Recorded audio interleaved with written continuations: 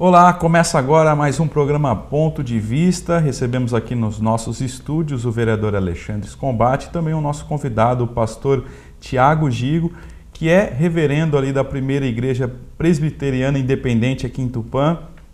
Tem desenvolvido aí um trabalho importante para a cidade ao longo dos seus 76 anos. A igreja está completando 76 anos, então a gente vai falar um pouquinho sobre essa trajetória da Igreja Presbiteriana Independente aqui em Tupã. E você é o nosso convidado a estar acompanhando esse programa, conhecendo um pouco mais da história da Igreja Presbiteriana Independente. Alexandre, mais uma vez muito obrigado, participando aqui do Ponto de Vista, levando uma igreja que está inserida em Tupã. A comunidade Tupã participa, membros da comunidade Tupã participam da igreja e a gente está aqui hoje para mostrar para aqueles ainda que não conhecem, conhecerem a relevância, a importância da igreja, o papel social que ela exerce na nossa cidade. Primeiramente, queria agradecer essa presença do pastor. Tá? Ele está em Tupã há 4 anos, é o segundo ano que ele vem até a CTTV Câmara, e são 76 anos. Né? Então, essa é uma igreja que se confunde quase com a fundação de Tupã. Né? Então, é importante que a população saiba assim, um pouco da história, tanto que o pastor está aqui hoje para falar um pouco da igreja. Obrigado, pastor. Isso aí, pastor. A gente agradece mais uma vez a presença do senhor aqui e com certeza vamos falar não só também da história da Igreja Presbiteriana Independente aqui em Tupã, mas também do papel hoje que a igreja exerce na sociedade, né? Prazer tê-lo aqui. Eu que agradeço, Alexandre Scombatti, obrigado pelo convite. Em nome da nossa igreja eu agradeço. Agradeço a você, Tiago, também, pela cordialidade de sempre e por participar aqui dessa mediação. Estou à disposição, sim. Para mim é um prazer. Pastor, a igreja está completando 76 anos. Como é que foi a fundação dela? A gente estava falando aqui nos bastidores que os presbiterianos chegaram aqui na nossa região por volta da década de 20, de 1920, e a história da igreja quase que se confunde com a existência do município, a fundação do município. Né? Uhum. Bem observado, Tiago. Os primeiros presbiterianos começaram a chegar aqui após a década de 20, se estabeleceram na região, as famílias se uniram e somente em 1942, no dia 24 de maio, a Igreja Presbiteriana Independente foi organizada aqui em Tupã. O templo passou por várias mudanças, várias reformas. Nós estamos localizados aqui na Rua Bororós, 816, atrás do Hospital São Francisco. E é uma igreja que tem oferecido a sua contribuição social, religiosa aqui na cidade de Tupã. É uma igreja que ama Tupã e que tem até aqui cuidado do seu testemunho e servido a cidade. Fala um pouco, a Igreja Presbiteriana Independente, ela segue a linha que a gente fala, a linha reformada, né? Uhum. É uma igreja, digamos assim, também histórica, né? Uhum. Explica essa diferença entre igreja reformada, igreja pentecostal e neopentecostal, que hoje a mídia coloca todas num único lugar e existem as diferenças, né? É verdade, você tem razão. A gente é colocado no mesmo pacote. A sociedade tem os seus estereótipos, né? Então, quando você fala evangélico, o pessoal joga tudo num saco e mistura. Mas não é bem assim. Nós, protestantes, temos a nossa origem antes mesmo da Reforma Protestante, que ocorreu no século XVI, desencadeada por Martinho Lutero, mas antes houveram outros pré-reformadores e movimentos que cuidavam da pureza da igreja, da volta, do retorno da igreja, aquilo que era mais essencial do evangelho. De lá para cá, muita coisa aconteceu. Tem muita história para contar, mas no Brasil, especialmente, a chegada do presbiterianismo ocorreu em 1859, com Simonton, um missionário norte-americano, que deu a sua jovem vida para servir aqui no nosso país. No ano de 1903, precisamente no dia 31 de julho, a Igreja Presbiteriana, até aí era uma só no Brasil, E os presbiterianos independentes surgiram, dissidentes da Igreja Presbiteriana do Brasil, por vários motivos. Primeiro, era a forte influência da maçonaria sobre a igreja. Segundo, a influência econômica e política da igreja norte-americana, e nós queríamos ser uma igreja genuinamente brasileira, sustentada com recursos brasileiros, voltada para a realidade brasileira. Então, um grupo de presbíteros e pastores, em 1903, deu origem ao que conhecemos como Igreja Presbiteriana Independente. Porém, há várias outras denominações que têm dado a sua contribuição no nosso país. Evangélicas, protestantes. Na década de 1910 aproximadamente, começou o movimento pentecostal aqui no Brasil, que veio lá também da América do Norte. Com o passar do tempo, esse movimento também se disseminou, várias ramificações. Até que na década entre 60 e 70 surgiu o que conhecemos como movimento neopentecostal. Qual é a minha avaliação? É que nós perdemos bastante qualidade do evangelho, né?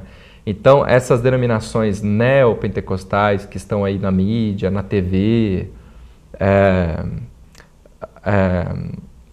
com as suas propostas às vezes simplistas, reducionistas, a maioria do povo brasileiro nem sempre está preparada para discernir o que é proselitismo, do que é a pregação do evangelho. Nem sempre ela tem esse discernimento para separar o joio do trigo, o que é certo e o que é errado. Ela acaba caindo na lábia de muitos charlatões. Agora, a igreja protestante no Brasil, ela tem dado a sua contribuição, sobretudo na área da educação. Nós temos boas universidades, o Mackenzie é uma delas, por exemplo, né? Uma universidade presbiteriana, metodistas, exatamente. Grandes líderes da história brasileira, da história norte-americana, são e foram protestantes. E o protestantismo tem o seu devido valor. Agora, a Igreja Presbiteriana Independente é uma igreja reformada, como você disse. O que isso quer dizer? Ela confessa os padrões de fé que foram desenvolvidos a partir de João Calvino, que foi um reformador contemporâneo de Martinho Lutero entre o século XVI e XVII. João Calvino dizia que a soberania de Deus era uma doutrina inquestionável, então ser reformado significa crer na soberania de Deus. Ser reformado significa crer que a Bíblia é a única regra de fé e prática, enquanto a igreja dizia que a tradição da igreja tem o mesmo peso, o mesmo valor que as escrituras, ou até maior, né?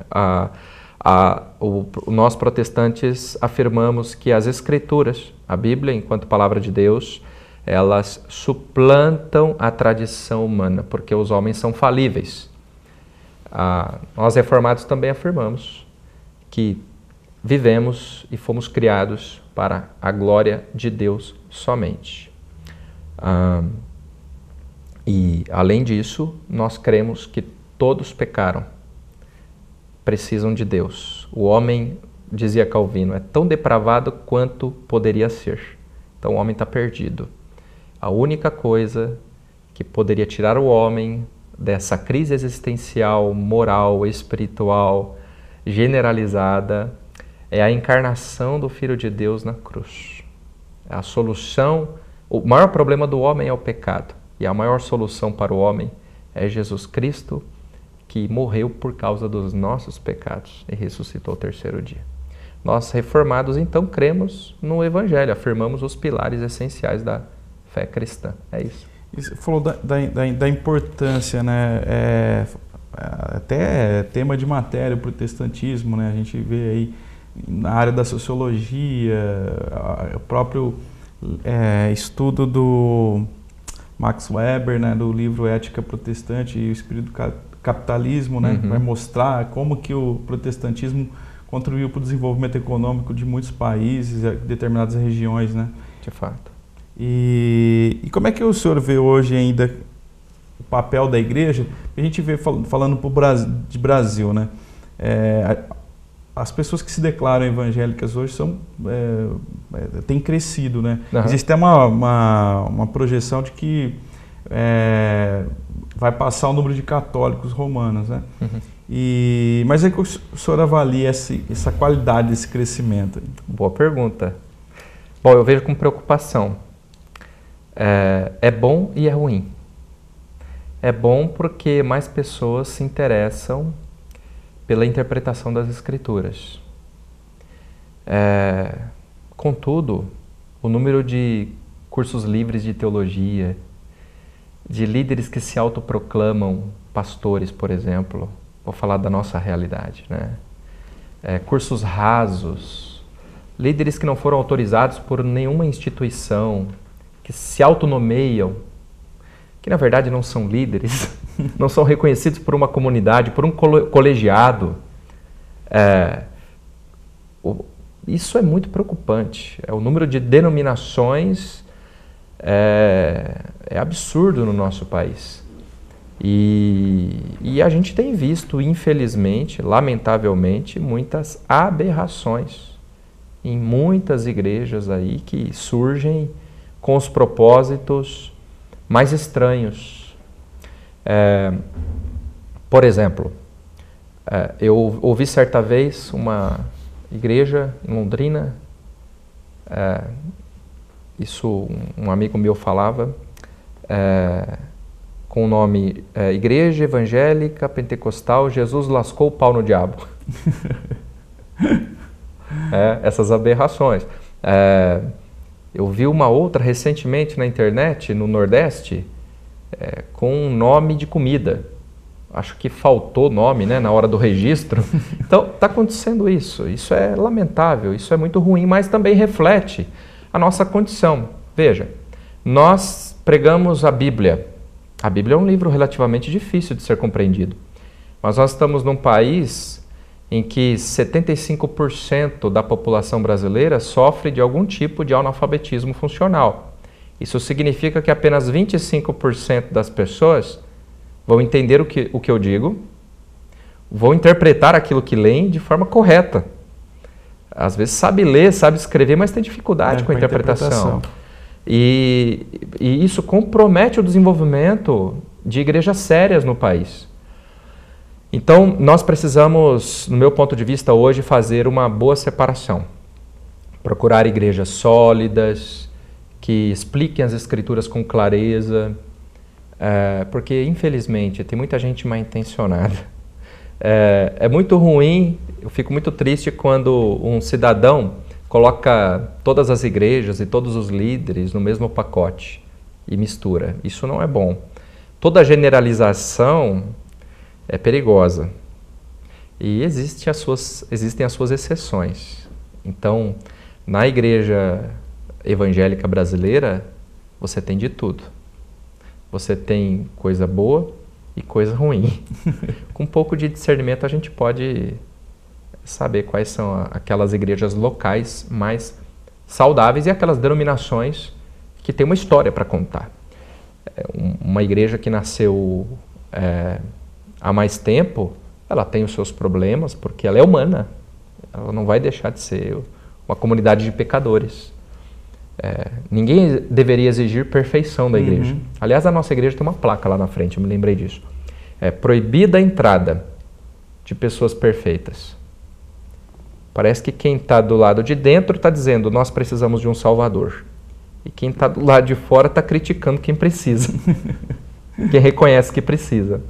Então a igreja não é perfeita, mas o fato de ela não ser perfeita e precisar de um Salvador, não significa que ela deveria banalizar o Evangelho e pulverizar os valores morais que as Escrituras prescrevem. Então, a igreja tem que manter o seu testemunho moral irrepreensível e irreprovável diante da sociedade. Se há uma instituição que tem soluções para esse mundo caído, é a igreja. Tá certo. A gente vai continuar esse bate-papo aqui. A gente vai fazer um rápido intervalo. Na volta a gente vai continuar falando sobre a IPI, sobre o movimento evangélico protestante E a gente vai conhecer principalmente o lado social, que é a Igreja Presbiteriana Independente. Ela tem uma relevância social aqui no município, que é o trabalho da Associação Betel, e a gente vai conhecer um pouco mais. Não saia daí, a gente volta já.